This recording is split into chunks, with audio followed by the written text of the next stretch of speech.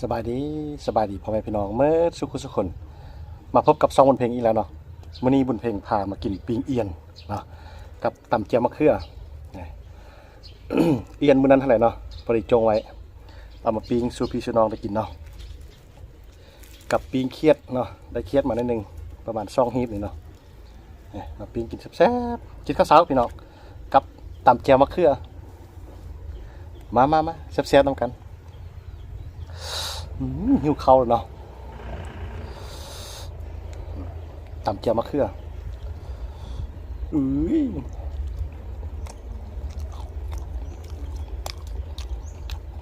อืมปิ้งเอียน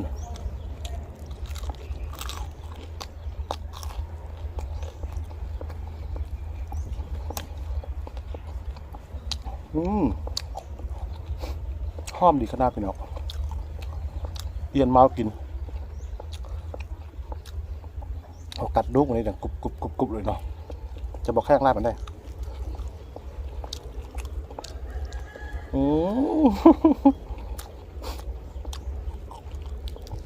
บรรยากาศยามเช้าเนาะมื้อนี้เปลี่ยนบรรยากาศมาทายกินอยู่ส่วนเนาะให้พี่ให้น้องเบิ่งบรรยากาศอยู่หัวอยู่ส่วน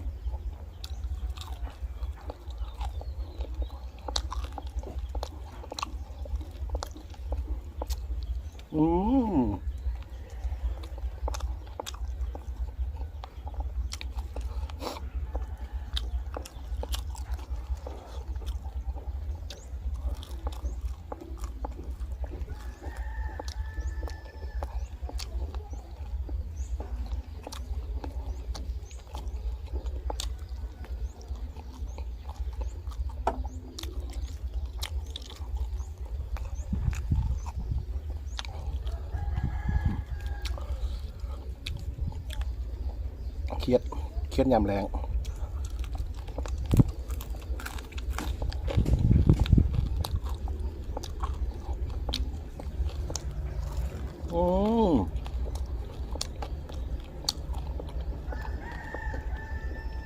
แซ่บบะขาวพี่น้อง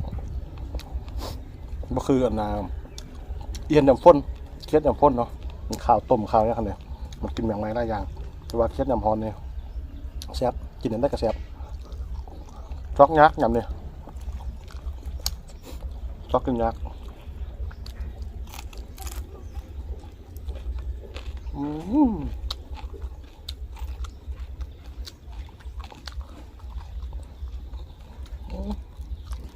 มีไข่เนาะ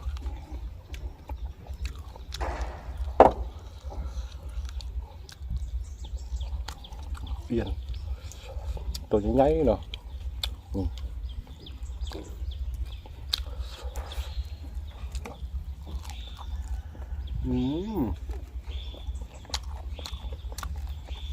ลืมเอาผ้าเช็ดมือมานำ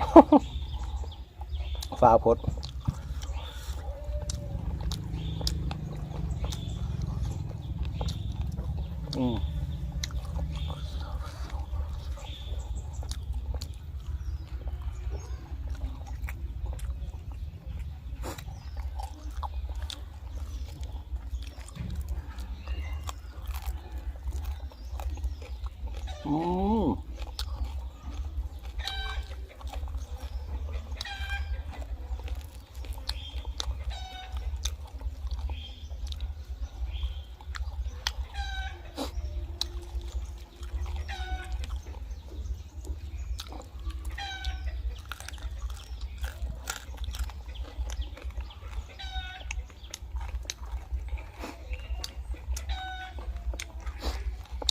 เชื่องเป็ดเชื่องไก่จะส่วนเรื่องเป็ดเรื่องไก่ไปเนาะไล่มันน่าสิมาเฮ็ดเลือดแปลงสูพี่สูน้องได้กินติ่งเนาะอยากกินหรอตั้งแต่คลิปทำอิฐพุ่นกินเลือดเนาะกับเลือดแบะครับก็ไม่ได้มากินอีกเลยเนาะจะเป็นเดือนปลายแล้ว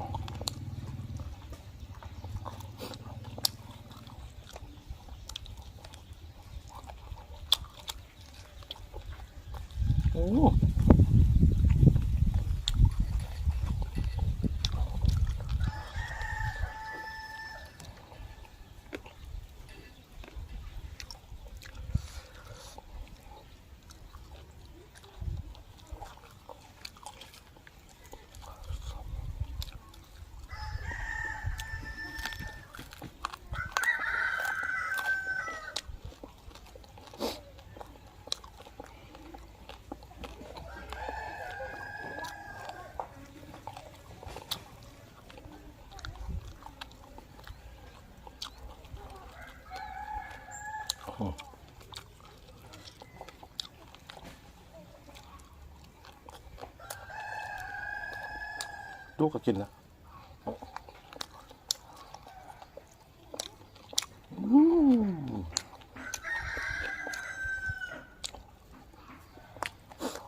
บ่ได้กินโด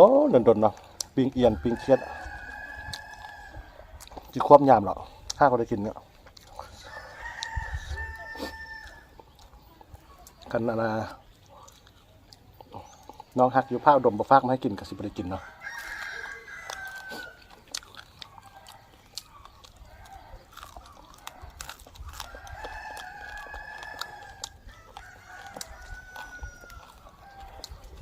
มีไข่ไข่เล็กน้อยไข่เต็มท้องเลย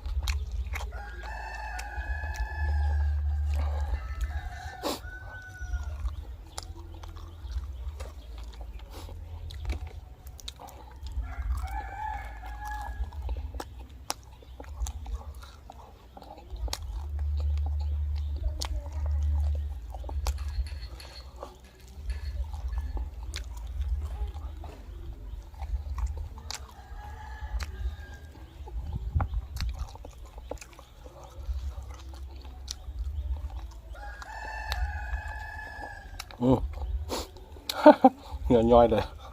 ฮ้อนอาการฮ้อนน้ำมันเลย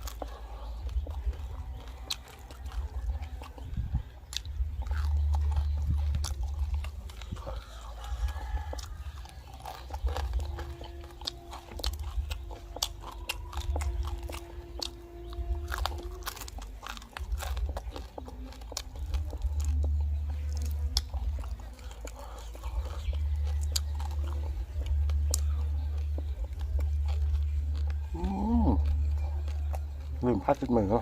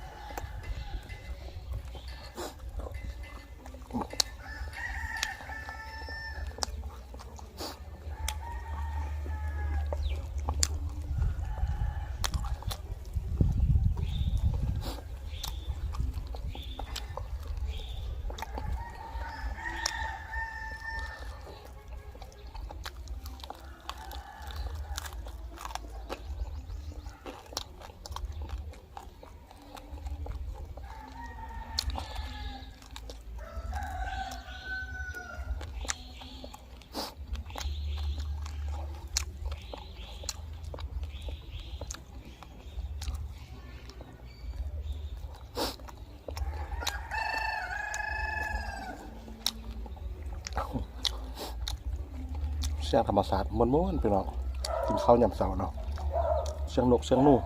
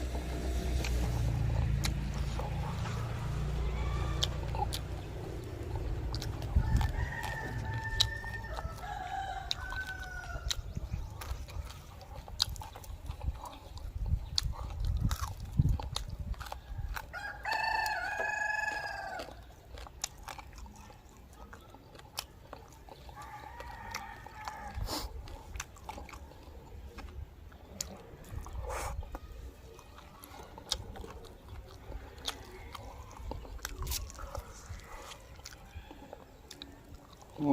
ม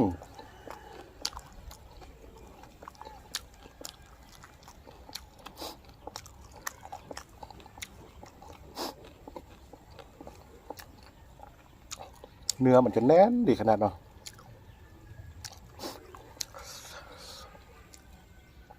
แซ่บปิ้งนะ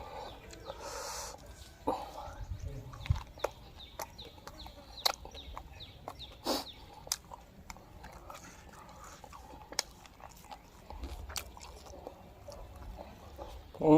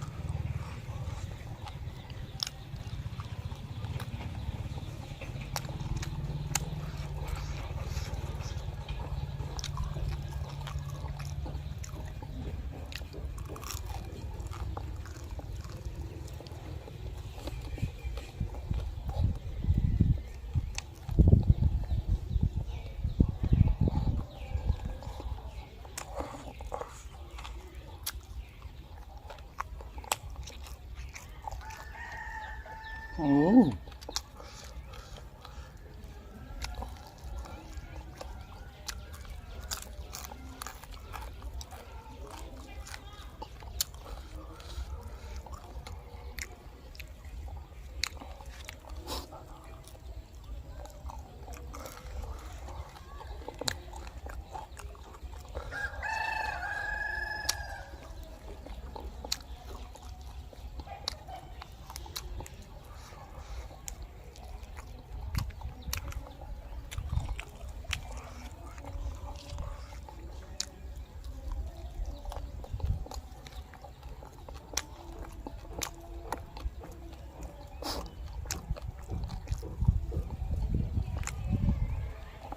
อืมเกือบบะหมดนะกินผู้เดียวพี่น้อง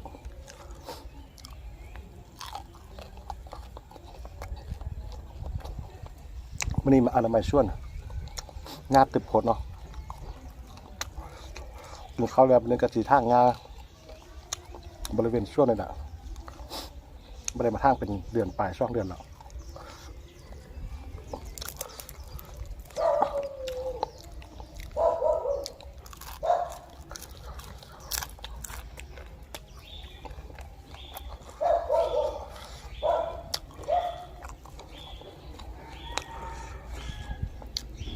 อือหือ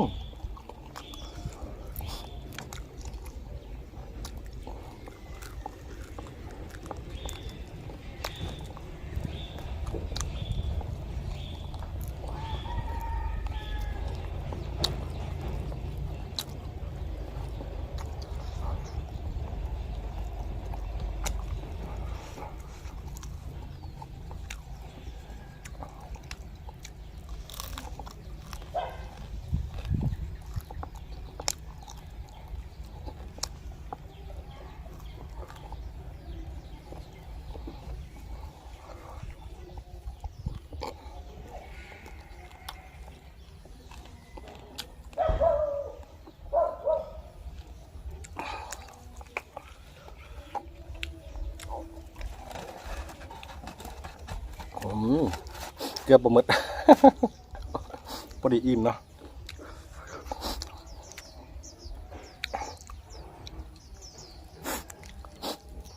ขอขอบใจเด้อสำหรับการติดตามรับชมคลิปต่อไปสิเฮ็ดหยังมาให้พี่ให้น้องได้เบิ่งได้กินกดติดตามไว้เนาะ